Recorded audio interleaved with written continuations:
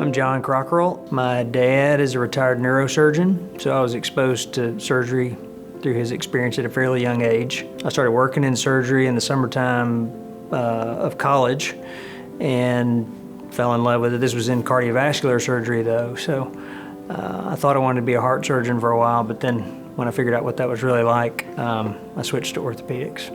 Well, mainly through my residency here at Campbell Clinic. One of my early rotations was with Jim Guyton, one of my partners. And I really appreciated the patients that you get to take care of when you do total joints, when you do hip and knee replacement. And I really enjoyed the complex surgical problems that go along with those type of patients. So it just sort of went from there. I grew up in Memphis, yeah, born and raised. So grew up in Frazier and then East Memphis, and now live in Collierville. So I do hip and knee replacements, do a lot of first-time primary surgeries. Probably my area of interest would be revision total joint replacement, redo surgery when the joint replacement has failed for whatever reason.